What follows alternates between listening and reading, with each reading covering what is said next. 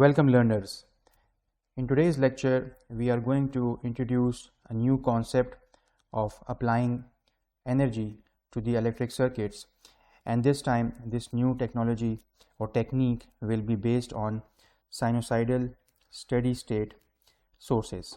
So this is the 9th chapter from the Nielsen and Riedel book. Until now we have analyzed the electric circuits or electric configurations with DC sources,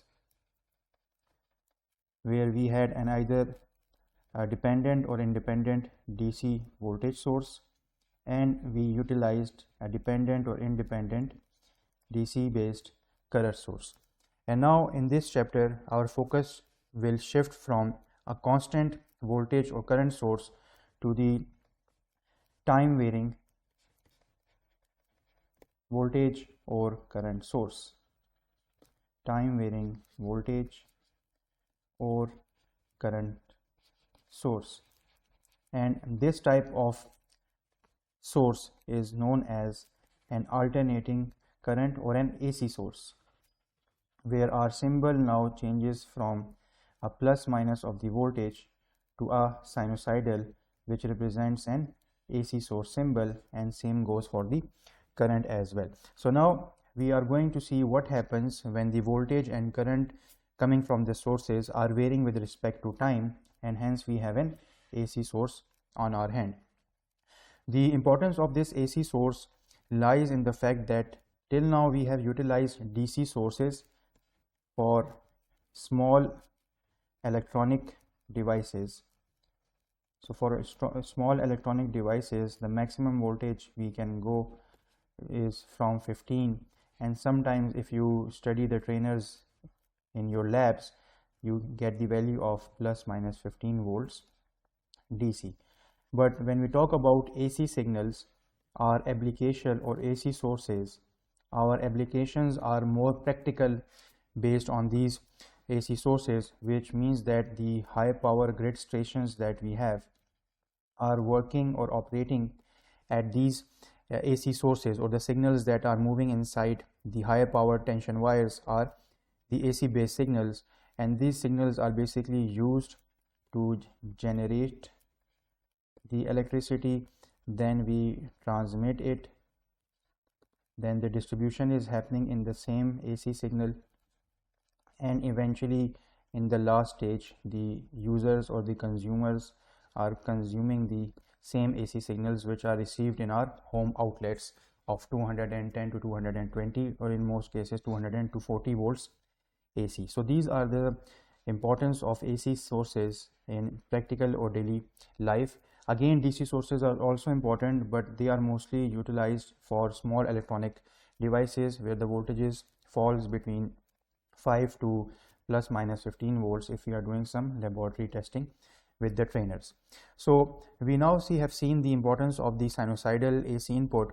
What else we are going to learn in this series related to the 9th chapter of the Nielsen and Riedel book? So we are going to look or first understand how a sinusoidal is represented, what are the parameters that give us the indication that the signal we have is sinusoidal in nature.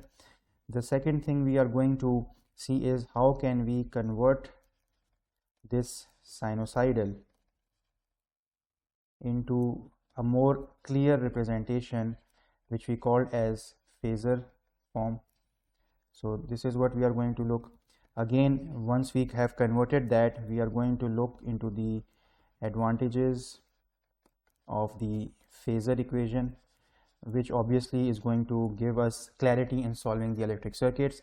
And once we have achieved the first 3 points, then we can apply the KCL, KVL techniques, the node methods, node voltage method, mesh currents, and all the techniques we have seen in our previous lectures. But this time the source will be an AC signal, and our analysis will be mostly in the phasor or the frequency domain whenever we are solving the circuit using these techniques and earlier superpositions and delta to Y conversions, which we have seen in our previous lectures. So this is basically the summary of the contents that we are going to cover in this lecture. Apart from that, we are also going to look into certain representations of signals in terms of the input and the element behavior, which means that we are going to look into the impedance of the circuit, what is admittance, and then we are going to see the representation of the basic circuit elements, which is resistor, inductor and capacitor, in terms of the omega or the frequency representation, or in terms of the impedance relations. So this is the last topic that we are going to look in this lecture today. Another important thing to note when working with AC signals is how the signal is going to behave. So if we have an alternating current or an AC source, what is the benefit that we get? So the first benefit we get is that whenever we have an AC source, we know that the input for all the components, input to all the components, the component means our basic circuit elements, will have the same frequency. So this is a good thing to know, that whenever the AC sources are utilized in analyzing an electric circuit, all the components receive the same frequency. What does it mean? We are shortly going to look into that. Secondly, for our easy analysis, the circuit that we will have under consideration is always solved or is better analyzed in terms of a steady state condition, or we can say a sinusoidal steady state condition. So at this moment we are not going to look into the transient analysis, because the transient analysis fade out. Our focus in this lecture will be the sinusoidal signal giving the steady state analysis to the electric circuit, which means that all the components will achieve their maximum values in the circuit. So we are going to ignore the transient analysis. At least in this course it is not relevant. In the electric circuits 2 course we are going to integrate the transient analysis, but for the time being in this chapter and in this lecture we will assume that our analysis is only restricted to the steady state condition, which means that all the elements in the circuit will have their maximum value available from the sources. So what does it mean? Just to have an understanding of this transient and steady state response, let us say if I have any circuit with an AC source, so this is voltage in AC, and I have, let's say, switch, and then I have a resistor and an inductor connected in series. So at time is equal to 0, we know that the voltage given or generated by the AC source is going to pass through the resistor and the inductor, and it will obviously, the current will flow in the series circuit, and the resistor will have a certain voltage VR, and the inductor will have certain inductance or voltage inductance on the inductor VL. So now if we solve this circuit, and to understand what do we mean by the transient and steady state conditions, so obviously we can apply KVL on this. So if we apply KVL to this circuit with an AC source, our equation, if I start from this node, comes out to be minus V AC plus VR plus VL equals to 0. Let us say this AC equals to V of S for clarity. So this is our source, which is equal to VR plus VL. And let us assume that the source is a sinusoid. So sinusoid is normally represented as an amplitude with a trigonometric identity plus theta. So we are going to look into this portion of the equation shortly, what are the parameters involved. But let us say this is the value of the voltage or a sinusoidal source, and the voltage across resistor is represented as Ohm's law IR, and the voltage across inductor is L di by dt. So now if we differentiate this equation to figure out the, let us say if you want to find the current, so we differentiate it as d by dt, and let us say once we have solved this, this is the final current that we are getting. So the value of current comes out to be I of t equals to minus V of m divided by under root r square plus omega square L square cos of, let us say, phi minus theta exponential minus r by L into t, plus the second part of the equation Vm divided by under root r square plus omega square L square cos of omega t plus phi minus theta. So let us assume that after the derivation we got the final equation of the current in this form. So if we look at this equation, this is the portion which is dependent upon time. So we say that this portion over here, as it will depend or vary with time, this is known as the transient behavior of the current expression. And if you look at the second portion, there is no element of time involved, only the elements involved are the basic circuit elements and the frequency elements along with its amplitude. So this portion is our steady state behavior. So, and this is what we are getting. So in this lecture and in this, specifically in this chapter, our focus will only be on the steady state condition when all the elements have received their maximum value coming from the source. For the time being, we are going to ignore the transient behavior and focus more on the steady state response. So this is the representation of a steady state and a transient response. Again, we'll focus on the steady state condition of the circuit. So let us now move to the first consideration, or the first point, that what is a sinusoidal signal. So I'll keep on highlighting the boxes which are relevant to our chapter, specifically those equations that we are going to utilize when solving the problems associated with this chapter. So now let us first understand the behavior of a sinusoid. So the sinusoidal signal, or the sinusoidal source, and see what is basically a sinusoidal source. So normally the sinusoidal source can be represented as an independent or a dependent source. So the source can be independent or it can be a dependent source, AC source to be more specific, since we are talking about time varying voltages and currents. Again, if we talk about sinusoid, this means that our current and voltage is going to vary. Current or voltage, whichever source we are going to use, is going to vary with time, and hence this is a sinusoidal signal. So we represent the sinusoid signal, represent the sinusoid with trigonometric identities, and the famous trigonometric identity can either be a sine or a cosine.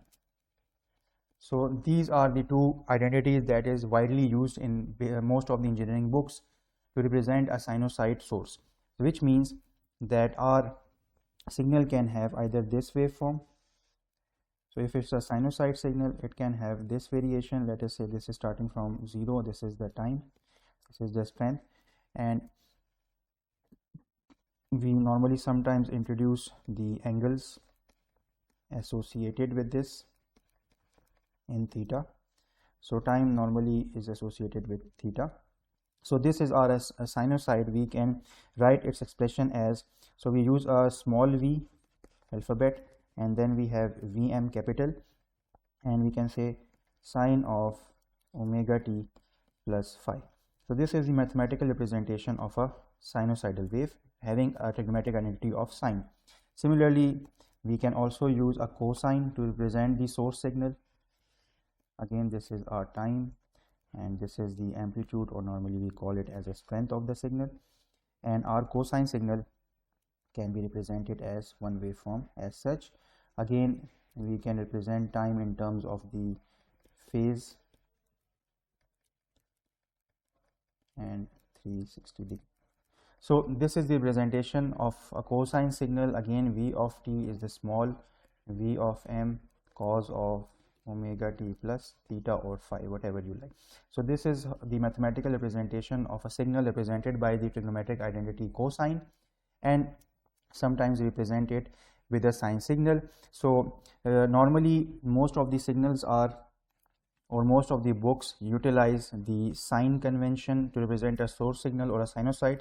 So we will focus our attention on the sinusoid signal. So now let us dig into the parameters of this sinusoid and understand what are the elements that are making up this sinusoidal equation. So let us say we have a sinusoid signal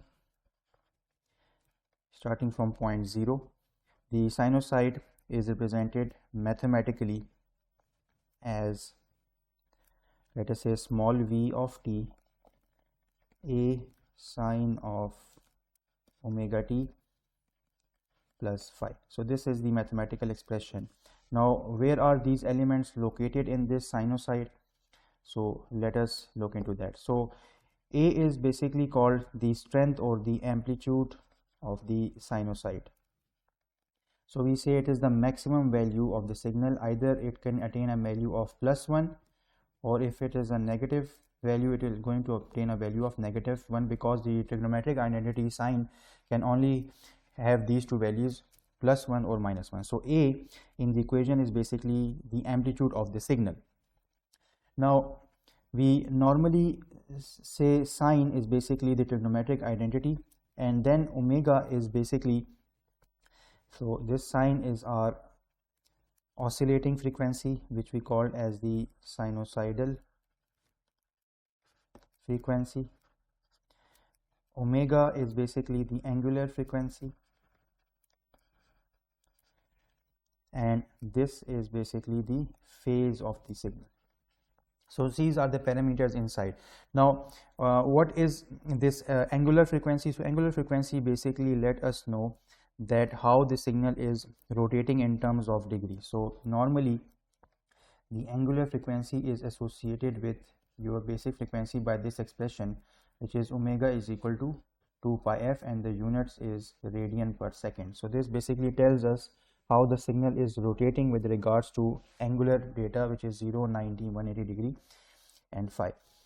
And similarly this phase is also associated with something as omega t. So this is the relationship between phase and the time, and we'll talk about phase shortly. Let us look at rest of the parameters inside the equation. So when we look at this sinusoidal wave, we say that it is making a certain shape which is represented by a certain time period. So if we start the signal from here and conclude over here, we say that this is one time period represented by t. So time period is t. This is where the signal completes its one cycle. Why do we say it? Because time is associated to 1 by f, and the f is basically the frequency, so it is normally called as cycles per second, or in our literature we write it as hertz. This means that if you look at most of your electronic or electrical devices, you might have seen that this system runs on the frequency of 50 or sometimes 60 hertz. You might have seen in your screens as well that the resolution is 60 hertz or 50 hertz, or in your cell phones you have seen that the basic frequency is 120 hertz, which we call it as a refresh rate. So what does it mean? That in 1 second you are having 50 or 60 cycles, or one time period. So this complete time, or this complete duration from starting from here to this point, is known as frequency or cycle per second, if we take the inverse of this time period, which is 1 by t. So 60 or 50 cycles or 120 hertz mean that in 1 second 120 cycles are forming. So this is what it means. So normally we write it interchangeably as a time period in milliseconds, or we write it as a frequency in hertz. So this is the relation which is to be known. And what we say is that what is a complete cycle? So a complete cycle is such that it contains both the high peaks and the low peaks, which we normally call as a crest and a trough. So if both of these elements or positive or negative peaks are available, we say that this is one cycle and it will have a time period of 1t. Again, sometimes you might see that this time period is also associated in terms of distance, and we say that it is one wavelength. So this is something that you might also see that we sometimes represent in terms of this wavelength, which is c is equal to f lambda, or lambda is equal to c by f. So this is another association or representation of the frequency with regards to wavelength. But normally this term is utilized in optical communication, or when you are dealing with the signal in the form of photons or light. But this is an information that you should know as well, which is with regards to frequency. But in our analysis of signals, we are sticking to the relationship of time with frequency, which is t is equal to 1 by f. So this is the information. So we say that if you want to further identify these, that what is a time period. So when a signal repeats after a regular interval, we say that this signal is periodic, and this time of length. So normally if we start to make another signal after this waveform having the same amplitude, we say now that the signal has become a periodic signal. So if I extend this cycle to a second cycle, we say that now this portion or this signal is going to become a periodic signal, because it is going to repeat after certain time, and that time was this t. So normally our equation in terms of a periodic signal, so periodic signal can be defined as when a signal repeats itself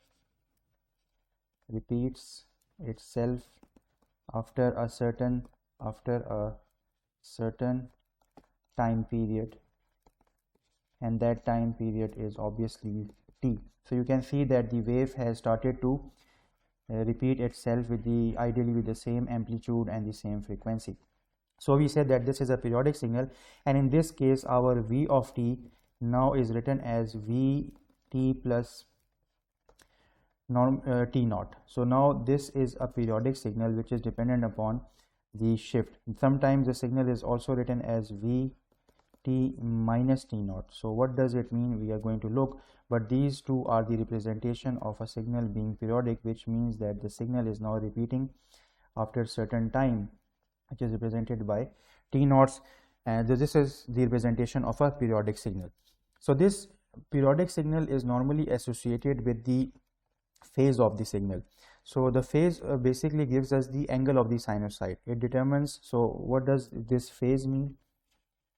So the phase in the equation is represented either sometimes by phi, or sometimes if we have two, we represent it by theta as well. So both are acceptable.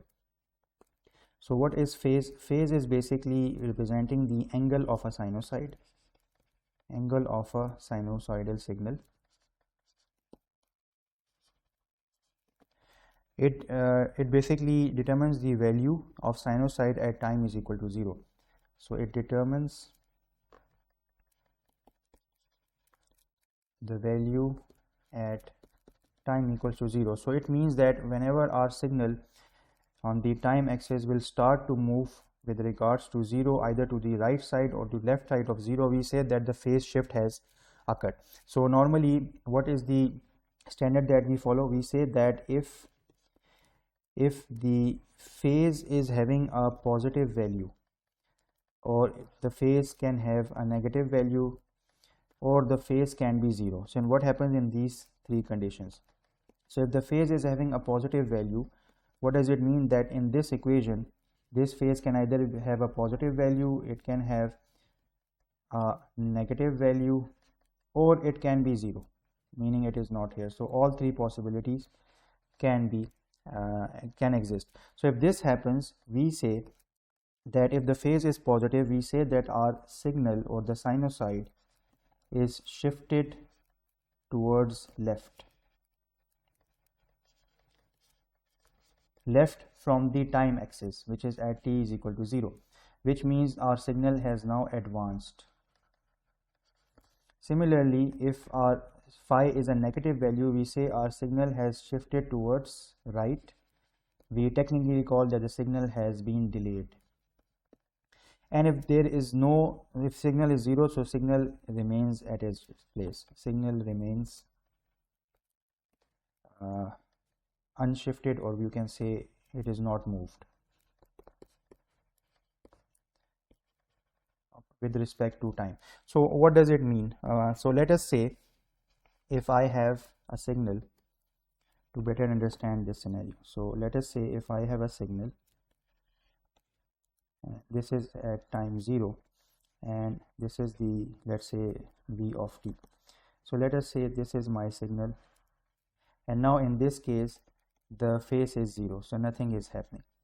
Now if I change the phase to, let's say, a plus value, so now what is going to happen?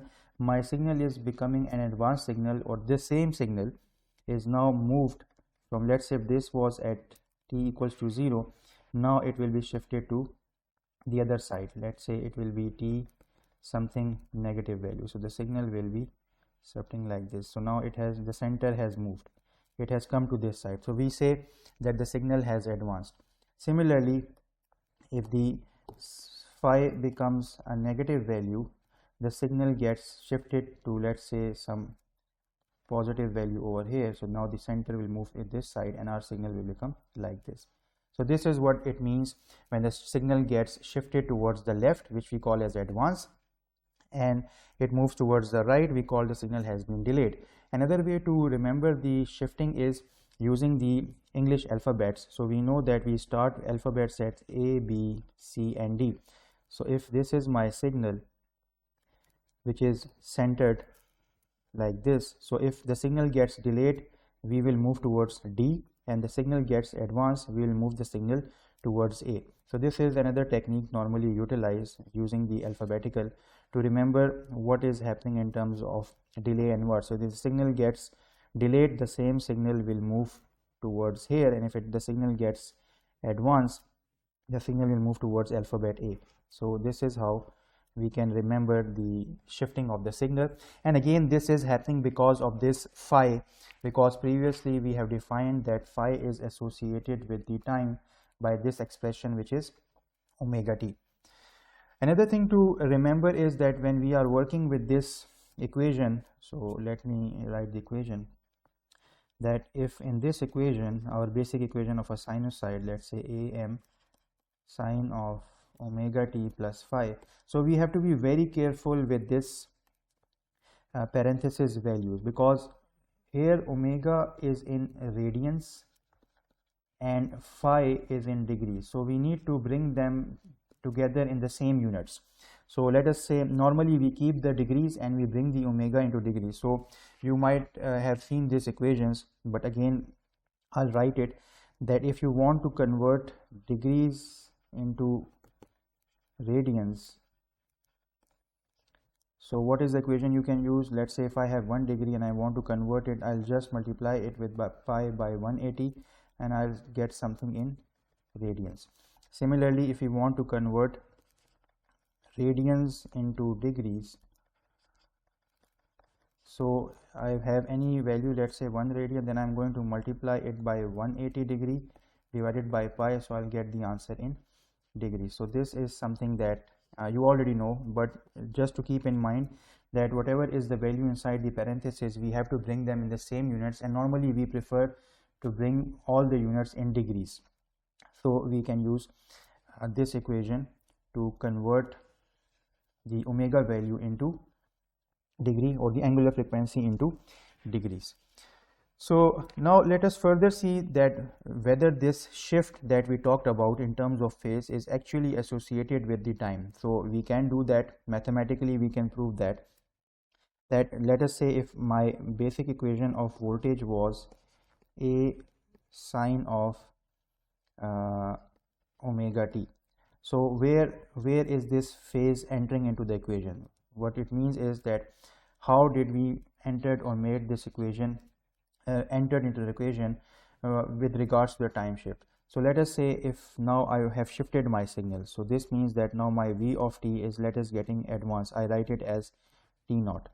So the plus sign means that a signal is advanced, so the equation now becomes a sine of omega t will be replaced with t plus t naught.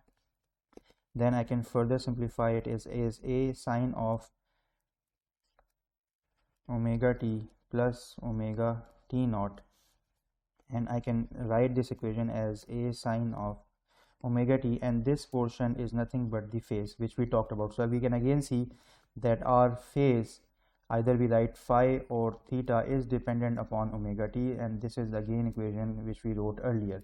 So this is how the phase is introduced into the system. The same can be applied if the signal gets delayed, like if I have this signal as vt minus t naught. So the equation will be negative over here, negative and negative. So again we see that the phase is dependent upon the angular frequency and the shift in the signal. So if it is a negative, we say the signal gets delayed, which means it moves towards the right side from the center. And if it is positive, we say the signal has been advanced, which means the signal moves to the left of the axis or the horizontal or the time axis. So if this is t is equal to 0, right side is delay, left side is advance. So hopefully this clears the phase shift phenomena. And another thing to note that you are going to encounter in this chapter's problem is the RMS value. So what is the RMS value, or root mean square value? So normally root mean square value basically gives us the square root of the mean of value of the square signal. So the equation for the root mean is something like so it is going to give us the mean values of the squared function or the roots of all. So this is the equation from 0 to t plus tau Vm square cos square omega t plus phi. So this is the equation. It is basically dt. So this is the root mean square of the signal. So again we are not going to utilize this complicated equation, rather we are going to utilize the root mean square value once this integration has been solved. So for our case, the root mean square value that we are going to use is basically Vm divided by under root 2, and this can also be written as V square m divided by 2. So both of these representations of the root mean square value can be utilized, and we can see that root mean square is basically dependent upon the amplitude of the signal.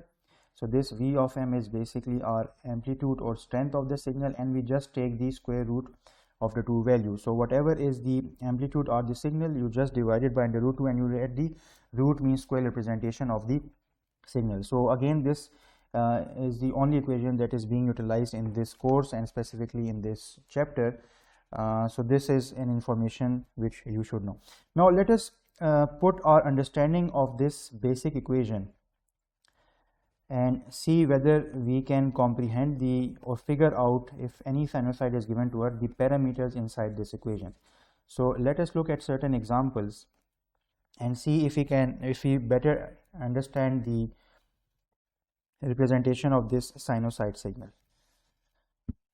So now let us say we look at certain examples. So let us say in the first example we have a sinusoidal current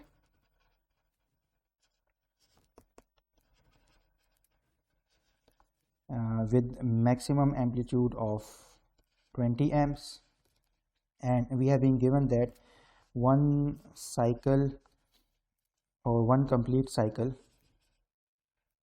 is 1 millisecond. So this is the time that we have been given. We said that the magnitude of current at t equals to 0 is 10 amps, and we need to figure out, so what we need to find is what is the frequency of the current in hertz. Okay, then we need to find, let us say we can find the same frequency in radians per second. Okay, just to understand the conversion, let us find the expression for the current I of t with the cos function. Okay, this is interesting, using the cosine function. So we have to use a trigonometric identity of cosine, and let us find the RMS or the root mean square value of this current of section C. So these are the unknowns we need to find. So let us see how can we go about this. So I'll do this side by side. So let us find the solution starting from the first part. So we have this value given to us, and we have this data, and the unknowns are from A to D. So with this data, we need to find the frequency of current in hertz. So we know the time given to us is 1 millisecond, and the frequency is basically proportional to this time period. So we say that our frequency will be 1000 hertz. So that's it. We have utilized the formula provided from the sinusoid parameters to find this. In the second part, we have to now write the same frequency in radians per second.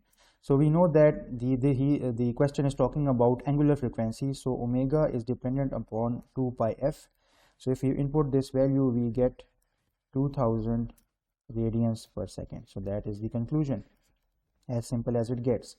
Now we need to write the expression for current. So our expression for the sinusoid we already have seen is going to depend upon an amplitude. So let us write it I of m, and we have been asked to write the expression in the cosine function. So the amplitude multiplied by the cos of omega t plus phi. So this is the basic representation of a current source or a sinusoidal current source. So now what are the values? So we know that the maximum current provided for the sinusoid is 20 amps. So this is going to be 20. Cos of omega t we have already figured out previously. So it is 2000 into t, and the phase we still are not sure what is the phase. So we are going to write phi for it. Now we already know, we also have been given that at time is equal to 0, the value of it becomes 10 ampere. So if I put time equals to 0, this I of 0 will be I of m cos of omega into 0 plus phi. This means I of 0 is 10, Im maximum was 20, and this becomes cos of phi. So I can figure out phi from here as cos inverse 0.5, and it comes out to be 60 degree. So this is the phase that I am getting on my signal. I can write this in radians per second as well. So what I can do is I'm just going to multiply it with pi divided by 180. So in radians it comes out to be 1.04 radians per second. Both of the representations are fine, but why we are writing in radians per second? Because we need to complete this expression of current. So both of these units should be the same. So once I have this, my equation will be just inputting the values. So I of t, so let me use this equation if I want to write it, but already I have this. I of t is equal to 20 cos of omega t was 2000 t, and the phase was 1.04 radian per second. This is just to let you know, the question is not asking this, but the units have to be the same. So this is what we got, and in the final part we need to find the current's RMS value. So we know we just take the maximum or the amplitude of the value divided by under root 2. So it is going to be 20 divided by under root 2, which comes out to be 14.14 amps, and this is the root mean square value for this question. So this was a very straightforward numerical where we have utilized all the previous equations in figuring out the time, the frequency, the phase, the angular frequency of the signal. Let us take another example to further understand how these sinusoid questions are given, or how we can extract the parameters of it. So let us say now we have given these two signals where v1 of t is equal to 10 cos of 200 t plus 45 degree volts, and the second v2 of t is equal to 8 sine of 200 t plus 15 degree volts, and we have been asked to find the time. So this is an important one, to find the time by which v2t is either delayed or advanced by V1t. So this is what we have to find. So an interesting question, and let us see how we can solve this. So since we have been asked to find the time and we need to know whether it is delayed or advanced, which means that we need to work with this phase. And we have seen that the phase is associated with omega t. So this is the expression we are going to utilize to find the time when the signal gets delayed or advanced between V2 and V1. So what can we do this for? So to first solve this, we see that one of the equation is in the trigonometric identity of cosine and the other is in the sine. So we need to bring them together into a single unit or a same trigonometric identity. So let us take V2t and convert it into the cosine function. So we can say that V2t can be written as 8 cos of 200t plus 15 degree, and whenever we want to convert between cosine and sine, we just introduce a phase shift of pi by 2. So we are going to write minus 90 degrees. So this is from the trigonometric identity. This is basically the pi by 2 shift that we had. So our equation comes 8 cos of 200t minus 75 degrees. So basically we have changed the second equation from sine into cosine using this 90 degree trigonometric identity. Now once we have this, we can easily apply this equation because we are only interested in the phase shift differences, and this is going to give us time. So we can say that the phase shift between the second equation and the first equation is minus 75 degree minus 45 degree, and it comes out to be minus 120 degrees. So this is the phase shift that is happening. Now input this phase shift into the first equation, this one. So we'll have theta equals to omega t, where we know that theta is minus 120 degree and omega is 2 pi f of t, and we also know that frequency can be written as 1 by time period. So we have written f or converted f into 1 by time period, but still we don't know what is time. So time is can be written as 2 pi by omega. If we extract this omega, because we know omega is equal to 2 pi f, so this will become 2 pi t, and if we represent this equation like this, so we can find the time period. We already know 2 pi and omega in this question is the angular frequency, which remains the same. So it is 200. It comes out to be 31.415 millisecond. So this is the time that we got. And now let us go back to the equation and put the value over here. So our t comes out to be minus 120 degree multiplied by the time period of 31.415 divided by 2 pi. But we have to convert this degree into radians per second because we have a radian per second over here. So the value of this is minus 120 degree is converted into minus 2 radian per second multiplied by 31.415 divided by 2 pi, and the time comes out to be minus 10.47 millisecond, and this is the time that we are having. And since there is a negative sign, this means there is a shift of negative, so this signal is getting delayed by this much seconds.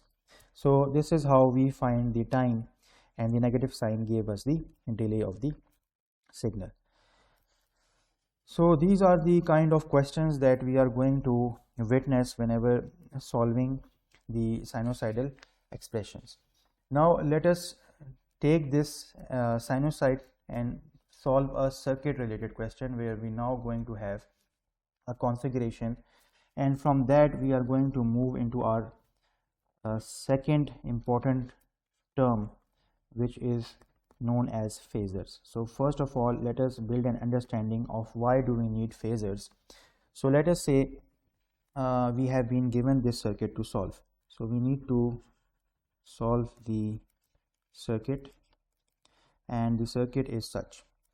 We have an AC voltage source followed by a resistor and a capacitor connected in series.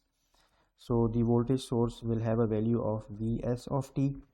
The resistor is of 300 ohms, so we call it Vr of t. Capacitor is Vc of t with certain value of 25 microfarad.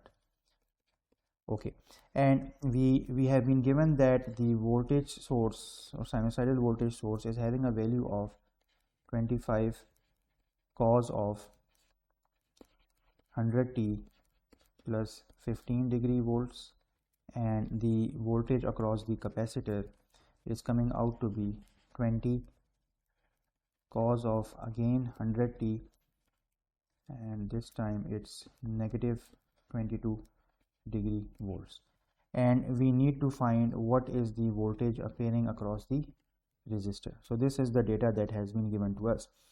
Let us now solve this and find its solution. So in the question, it is very important to recognize the parameters of the provided sinusoid signal. So in both of these, we see that the first element is the strength or the amplitude of the signal. Then the frequency, as we discussed, remains the same. So this is omega, the angular frequency, and this is the phase shift. So let us call phi this and theta this. So only the phase shift is different. The frequency or the angular frequency remains the same for the AC circuits. So it's a very straightforward question. We can just apply KVL to this to find the voltage. So let's apply Kirchhoff's voltage law, which means if we start from a single node, we can write as minus Vs of t plus Vr of t plus Vc of t equals to 0. So I can write it as Vs of t, or just rearrange it because we need to find Vr of t. So Vr of t is equal to Vs of t minus Vc of t. So this is our equation number A, and this is what we need to find. So in order to find this, let us start one by one. Now what is Vs of t? If we look at Vs of t, this is the expression that we have been given. So now if we look at here, this is cos 100t plus 15 degrees. So this is a trigonometric identity which we can apply. So let us first solve for Vs of t, where Vs is given as 25 cos of 100t plus 15 degree. So how can we solve this? So we can just apply the identity where cos is alpha plus beta. So it comes out to be cos alpha cos beta and minus sine alpha sine beta. So we apply this identity over here and we'll get the value as, so I'll write the value, 25 will remain as it is, cos of 100t cos of 15 degree minus sine of 100t sine of 15 degree. So this is the expression. Once you solve this expression, you will get the answer of 24.15 cos of 100t minus 6.47 sine of 100t. So we have solved the degrees, and let us say this is our equation 1. Now the same thing is going to happen to the second case being, so I'll use a different color, for the voltage across the capacitor, and that is given as 20 cos of 100t minus 22 degree. So again we apply the cos identity over here.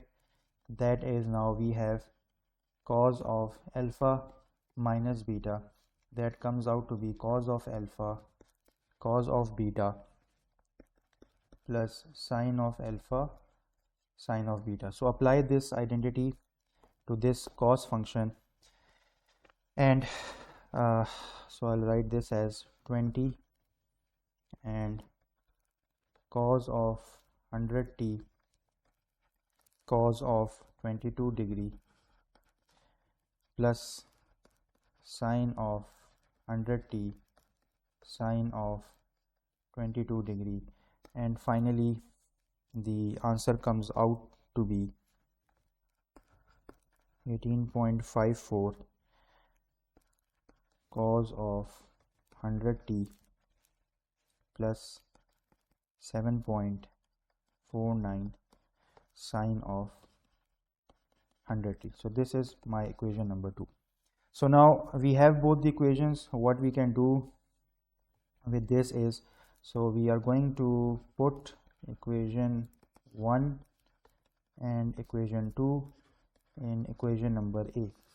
So this is our base equation to find the voltage across the resistor.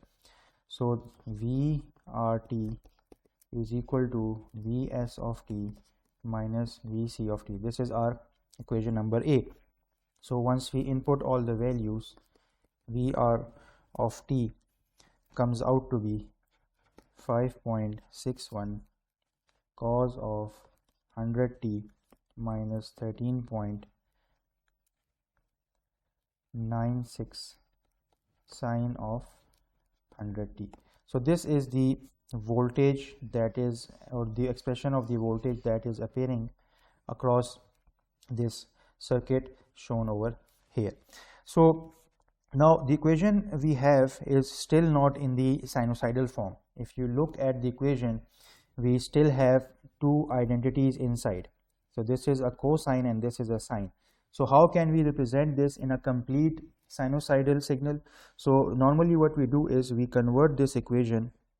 So we are going to convert this equation into a sinusoidal form. You might have heard or read about this, that we can represent this equation in its amplitudes and phase. So in order to find the amplitude of this equation, we are going to take the square of the magnitude, which is 5.61 square plus 13.96 whole square, and the magnitudes. After that we find the phase, where theta is equal to tangent inverse b by a, which is 13.96 divided by 5.61. Once we do this, our equation is now represented in a sinusoidal form, where Vr of t is going to have 15 as the magnitude.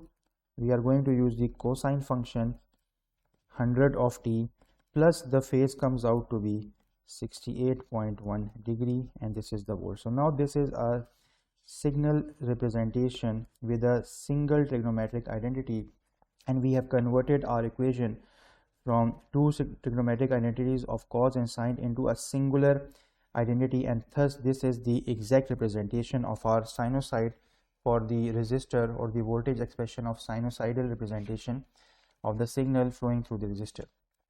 So this is how we solve this question of AC signals with circuits. Yet again, let us see if we can further simplify this equation, and this is from where we move to our next topic, which is known as phasors.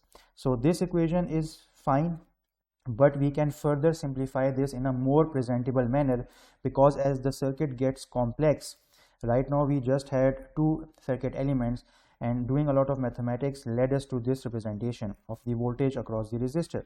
But can we further simplify it in such a way that the equation becomes simpler? And yes, we can do that, and for that reason we use this concept of phasors. So the same voltage can be represented in the phasor form. So what is a phasor? It is a complex number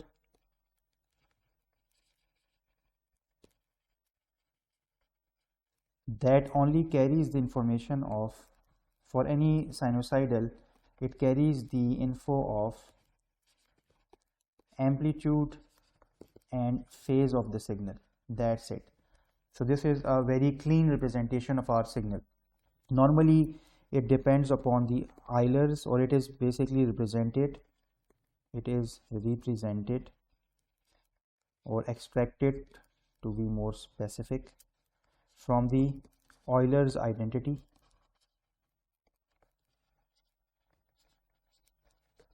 What does it mean? That we know the Euler's identity is exponential j theta is equal to cos of theta plus minus j sine of theta. So this is the Euler's identity, and from this Euler's identity we extracted the phasor representation. How? For example, if I say my sinusoid signal is v of t is equal to Vm cos of omega t plus phi. So let us say I have a signal represented by this waveform. So with the help of the Euler's identity, I can rewrite this equation as an exponential, where we can write this as Vm, the cos of theta becomes e raised to power j omega t plus phi, and I can further simplify this equation as Vm e raised to power j phi dot e raised to power j omega t. Now I can also write this equation as if I take j to be a common value from here, so I can write it as Vm e raised to power j theta. So this is basically the phasor representation, where we can see that with the help of Euler identity we just have the amplitude and the phase of the signal. This means that if I represent this graphically, I will have some real portion and some imaginary value centered at 0. So whenever we talk about phasor, we say if we have any point in free space, this is the amplitude of the signal, and the phase is basically represented by theta over here, and this is how the signal is being moving. We also can represent this phasor in another form, which is known as the rectangular form, where the imaginary part is represented as j beta and the real part is represented as a magnitude a. So this means that, so to summarize that how we can write any given sinusoidal equation, as we saw over here, into a phasor form, we can write it as such. So let us say if I have a sinusoidal representation of a cos of omega t plus theta, I can write this in phasor form as I just take the magnitude a as shown over here, I apply the sign of less than, and I take the phase which is theta shown over here. So this is going to be the phasor representation of my signal, and from phasor we can also write the rectangular form of the signal following these j, b and a value as a plus jb. So now we see that from a sinusoid signal we can write the phasor form, and from the phasor we can write the rectangular representation, and between phasor and rectangular we can go in both ways, and we are going to look that. So we can do the conversion between phasor and rectangular form, or we can find one from the other. For example, if I have a value of current in a sinusoidal form, let's say 5 cos of omega t plus 25 degree. So this is what I have, the expression of current in amps. If I want to write it in this phasor form, so how I'm going to write this? So in phasor form we basically change the value of, or the symbol, and we write it as I, and this basically gets highlighted, and instead of t now we are going to write as angular frequency. So now the time has changed into a phase because our signal is now moving in this circle. So now I will write this as I of omega, and now the equation will just have an amplitude. In this case it will be 5. I'll apply the sign and the angle will be 25 degree, and that's it. So this is the phasor representation of my sinusoid signal, again in amps. So this is a very simple way to write this, and again I can change this phasor into a rectangular form, where the same thing can be written as a plus jb. So now our modern calculators have this capability to write the equations, but anyways, for your information, I will lay down the equations of conversion from phasor into rectangular and in rectangular to phasor. So if this was the phasor 5 angle 25, the rectangular form will be minus 0.57 plus j 0.8 ohm. So this is basically the rectangular representation of the signal. So what are the equations which we can utilize for the conversion if you don't have a calculator with you? So if I want to convert from polar to rectangular, or from rectangular to polar, in case you don't have a calculator, so these are the equations that are going to benefit you. So from polar to rectangular means that my formation will be a theta, and I'm going to a plus jb, and rectangular to polar means that my equation was represented as a plus j beta, and I want to go into a slash into theta. So this can be written as, or these can be found from such. So if I want to find these things, so the value of a will be a cos of theta, and b will be again a sine of theta. What does it mean? Let us say if I wanted to convert from polar into rectangular, let us take this example.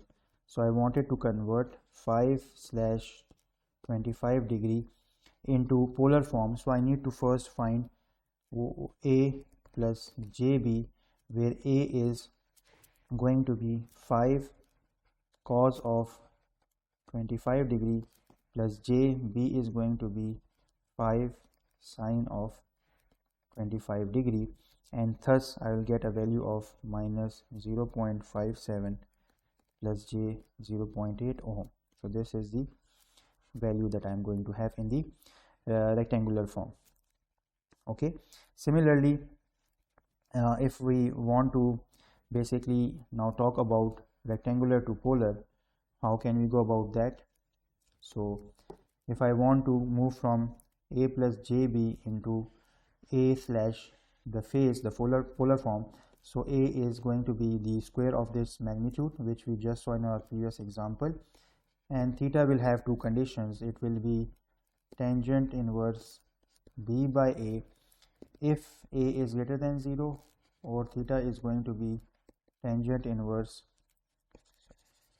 it is going to be the 180 degree minus tangent inverse b by a, given that the value of a is less than or equal to 0. So these are the equations that are going to help you if you don't possess a calculator to find or do the conversion from polar to rectangular or rectangular to polar. Some other important parameters associated with these identities, especially for the phasors. So some identities that you are going to encounter in this chapter's problems, identities associated with polar representation, or we call it as a phasor representation, is such. So what are the identities associated? So let us say if we are given a value of 1 and no so this is the real value and no imaginary value is given for a plus j beta. So this is the real and this is imaginary value. So we can write it in polar form or in phasor form as 1/0 degree. If we are given rectangular value of -1, so we can write it in the phasor form as 1 less than minus 180 degree. If we are just given the imaginary value of j, we can write it in the phasor form as 1 less than 90 degree, and if we have minus j, so you can write it as 1 less than minus 90 degree, or you can also write it as 1 less than 270 degree. So these are the certain identities when converting between rectangular to phasor or polar form. Again, the angles are associated in the phasor and how we are moving. So let's say this is 0 degree, this is 180, this is 270, and then this is basically 0 or 360. So this is how we are moving angularly in this phasor form. So these are the conversion techniques, and this is how we can convert between rectangular to polar and polar to phasor form. We have seen certain identities associated with conversion from rectangular to phasor. And now what's the benefit of this?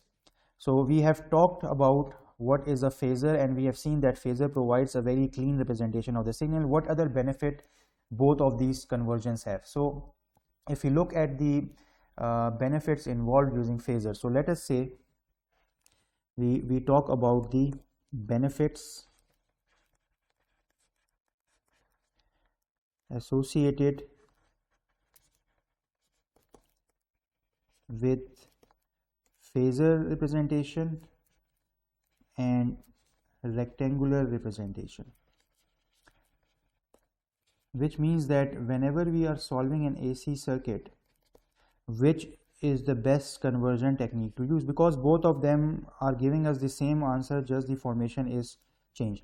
So let us say if we are adding two voltages, so it is always appropriate to use the rectangular representation. Let us say if I have A plus JB and the other signal is having a value of C plus JD. So the addition of these two signals is better in the rectangular representation. So I can write it as A plus C, so the magnitude gets added and the imaginary parts are added together. So this is the benefit of using the addition. Similarly, if the two signals are getting subtracted, so I'll have A plus B, JB minus C plus JD. So I'm going to subtract the magnitudes and the imaginary parts. The main element of addition between them remains the same. So whenever we are doing addition or subtraction between two AC signals, let's say V1 and V2, it's better to use the rectangular representation. So it's better to use the rectangular form or convert the signal into this. Similarly, if we are doing some multiplication or the division, so let's say if I am multiplying two signals and I have, the better is to use the phasor representation. So let's say my first signal is amplitude and phase, and I am multiplying with my second signal having amplitude of F and phase of phi. So this is basically you multiply the amplitudes and the phases get added. So this is basically what's happening in multiplication. Similarly, if we are dividing two signals, again it's better to use phasors where the two signals will get divided and the phases will get subtracted. So this means that multiplication and division are better suited in the phasor, or what we call as polar representation. So now let us take the same example which we saw, this one, and find the voltage for this. So again we take the same example number 3 and now use the phasor. We are going to find the voltage appearing across the resistor. So let us take the same example again, example number 3,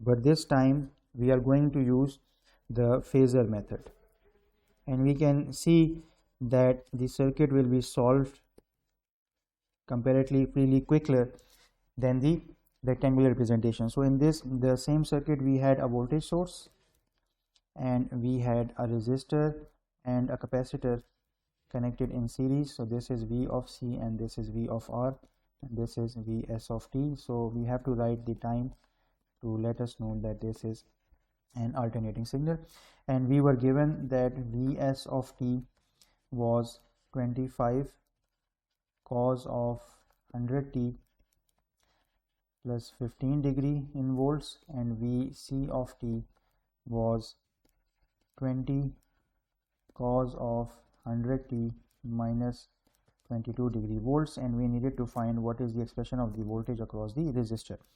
So let us solve this using the technique of phasors.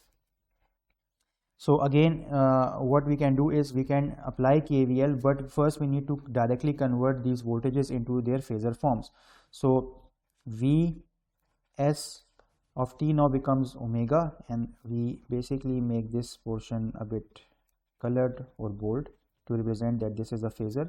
This will be just the amplitude and the phase. So we are going to write 25 angle with the phase 15 degree. That's it.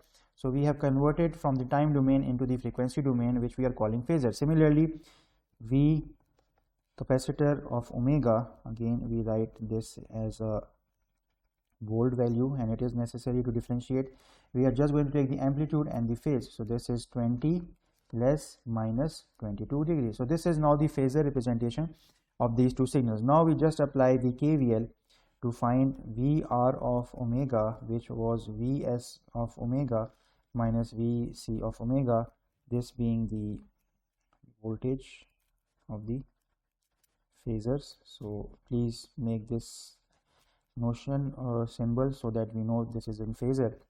So now what we have, Vs of omega is 25 angle 15 degree minus 20 angle minus 22 degrees. So we have seen previously that whenever we are doing the addition and subtraction, it's better to use the rectangular representation. So what we can do is we can convert this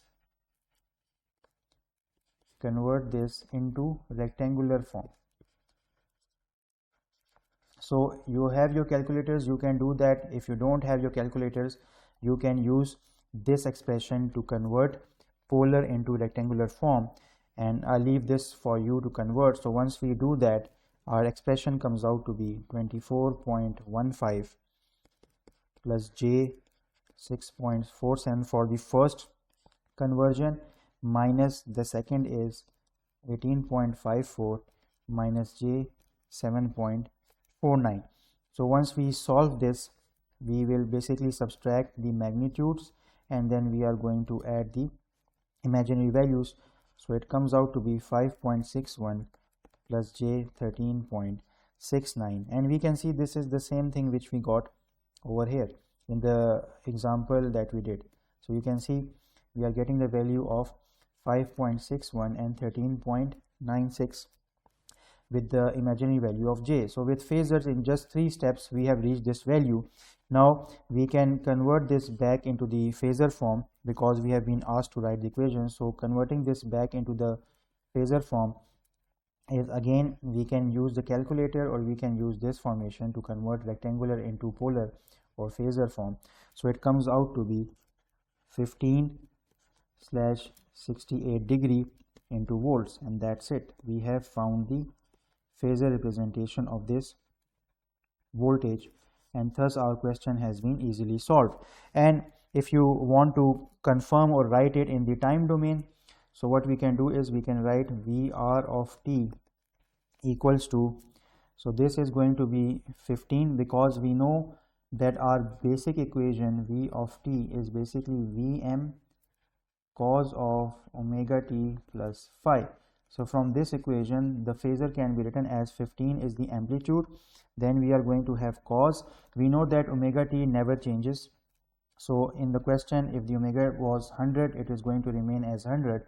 So this is going to be 100t, and now the phase comes out to be plus 68 degree into volts. So we have now written the equation in the time domain as well, from this phasor into time, and this is how we have solved this problem, example number 3, in just 4 to 5 steps compared to what we saw in the previous, where we were using more than 10 steps to get the same voltage across the resistor.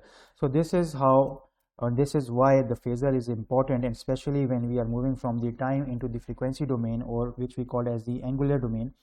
The phasor give us this easy ability to solve these kinds of problems. Now coming to the last topic for this lecture, and that is the representation of the circuit elements or the passive circuit elements in the phasor or the frequency domain. So it means that we need to understand few things. The first being, what is impedance? So we are going to write the equations of these values. So normally in doing the DC analysis, we talked about a term resistance. And resistance was basically defined as something that impedes the flow of current or the flow of charges. But this is happening when the source was DC. The same thing in AC is known as impedance. So in AC, if we have an AC source, the same thing that resists the flow of charges sinusoidally, we call this as impedance, and it is represented by symbol Z and of omega, and again Z is going to be highlighted. So this is basically represented by impedance. So if we have any circuit, a voltage source and any circuit element connected, this is V of S, and obviously the current flows. So we say, what is the impedance of this circuit?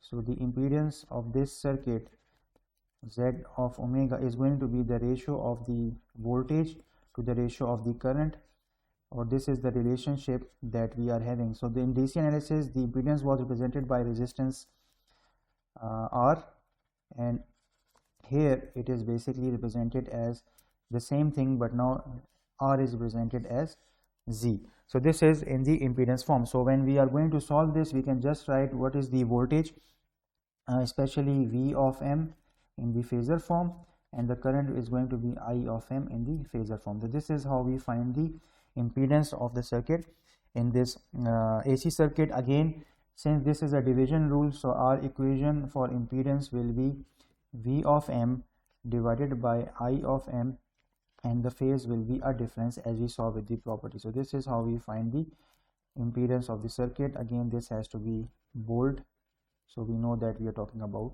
phasors. Another thing associated with impedance is the admittance. So admittance is something that allows the charges to flow, and it is the inverse of impedance. So we write it as Y of omega is equal to 1 divided by Z of omega, and this is basically the admittance, that is the reciprocal. Since we have conductance as a reciprocal of resistance in the DC case, in AC case admittance is the reciprocal of impedance, and admittance is basically the allowing of the circuit or the charges to flow in the circuit.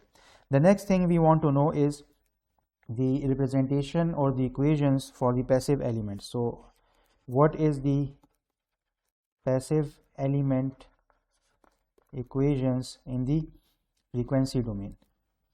Frequency domain means the phasor representation.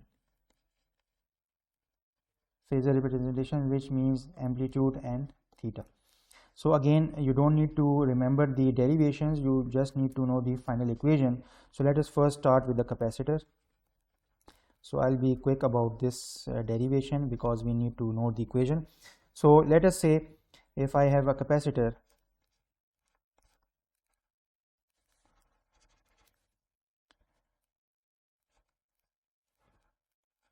and we know there is a certain voltage applied to it and a current is going to flow that is going to vary with time.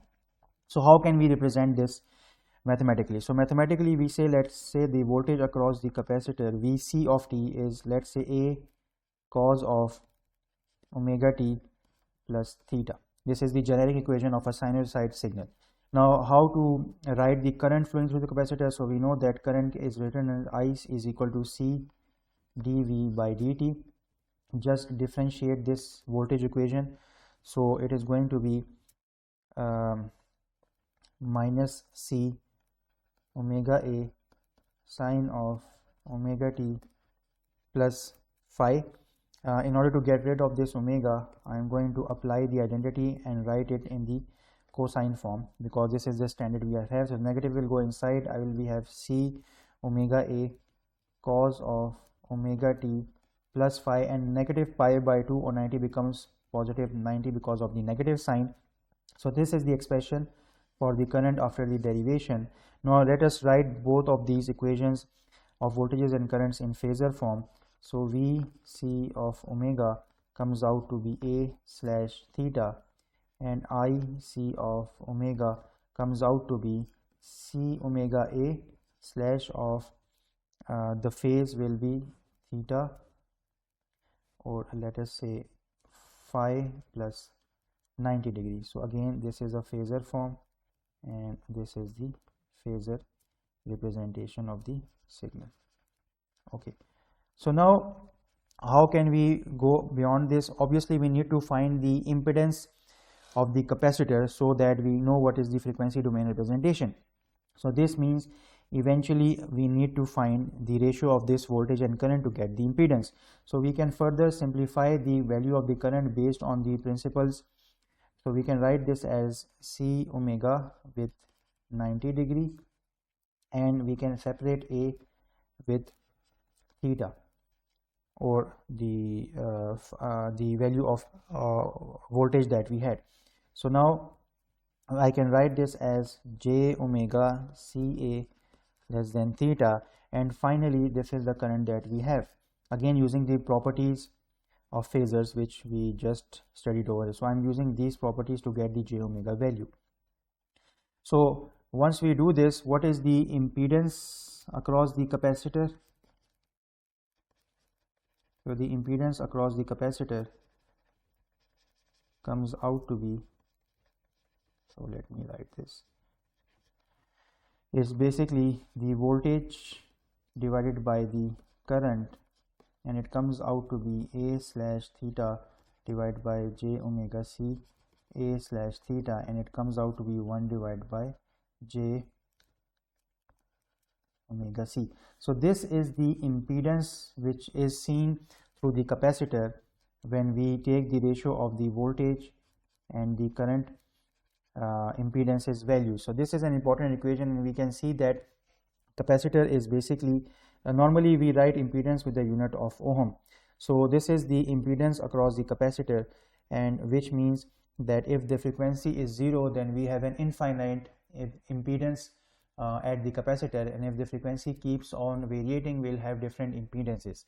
So this is one relation that you need to remember whenever doing the frequency domain analysis, and whenever a capacitor is involved, we are going to use this equation. Now let us talk about the second element, which is the inductor, and in the same lines we are going to see its expression, or the impedance expression. So for inductor, we know that a voltage across the inductor is applied and an initial current, or the current flows through this inductor. So the expression for the inductor current will be IL of t. The time domain will be a sinusoid, a cos of omega t plus theta, and the voltage equation for the is equal to L di by dt. If we differentiate this equation, so let me add a divider over here so we don't. So if we basically differentiate this equation, we'll get VL of t equals to minus L A, I'll write the omega sine of omega t plus theta. To get rid of this negative sign, it will be L A omega, and sine becomes cos of omega t plus theta plus 90 degree. So this is the equation. Now let us write these currents and voltages in the phasor form. So the current in the phasor form is just the amplitude and slash the angle theta, and for the voltage, L of omega in the frequency domain or phasor form will be L A omega slash theta plus 90 degree. Again we can use the identity, so it will be L omega by 90 degree multiplied by A slash theta, and finally we will have j omega L A slash theta.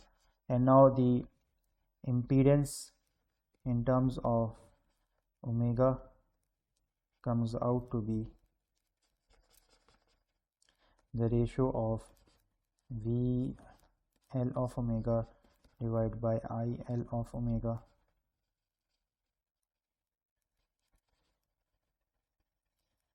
and it comes out to be j omega L. So again we can see, and in ohms, so we can see that for the inductor the frequency is directly proportional to it. So this is an important parameter we have seen. And finally, what about the third circuit element, which is the resistor? So in case of resistor, it is straightforward. We have no complication when it comes to resistor in terms of the derivation. So for resistor, the voltage passing through the resistor, an AC signal, again is a sinusoid A cos of omega t plus theta, and the current is just the Ohm's law, which is VRT by R.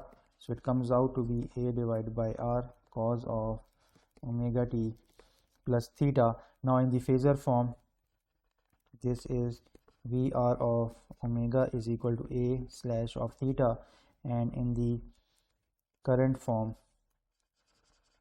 AR of omega, it is basically A by R slash theta. So finally the impedance ZR of omega, if we are doing the analysis in the frequency domain, is the ratio of voltage by current, and it comes out to be a value of R ohms. So this is for the resistance. So it means that whenever we are doing the frequency domain analysis and we have a resistor, so impedance across the resistor will be simple, the value of that resistor. For the inductor, this is j omega L, the impedance, and if we are doing for the capacitor, the equation will be 1 by j omega C, and all these have the units of ohm. So now let us test this impedance theory and conclude this lecture with the final example, example number 4. So let us say we have the same circuit now, and we have a voltage source, a sinusoidal source, a resistor, and now we have an inductor followed by, let us say, a capacitor, and this is the voltage source AC signal. Let us say this is the 30 ohm resistor, and the inductor is 65 millihenry VL of t, and capacitor is VC of t, having the voltages here and the value of 40 microfarad. And let us say we have been given that the source voltage has a sinusoidal relationship or a value of 12 cos of 1000 t plus 15 degree volts, and let us find the impedances for all the values. So let's make it very simple. Let us find the impedance across the resistor, the inductor, and the capacitor, and also find the current in the AC signal. Okay, so let us begin. So let us do the solution over here, because so in order to find the impedance of the resistor, so it is a bit bold. We know that impedance is just R. So whatever is the value of the resistance, that is the impedance. It comes out to be 30 ohm, and that is it. The first thing is found. What about the impedance across inductor? So impedance across inductor is j omega L. We have the value of omega, which is this 1000 t, and inductor is 65 nanohenry. So it comes out to be 0, because there is no real part, and imaginary is j 65 ohm. What about the inductance, or sorry, the impedance of the capacitor? So it is 1 divided by j omega C. Again, the omega is 1000 t, and we basically have C, which is 25. So the answer comes out to be no real part. So we write 0 minus j 25 ohm, and that is the impedance across the capacitor, and the above is impedance across the inductance. So the total impedance is basically, since we can apply the KVL, so the total impedance will be the sum of impedance across Z, L, and C. So it comes out to be 30 plus j 40 ohm. So this is the total impedance of this circuit from all the components.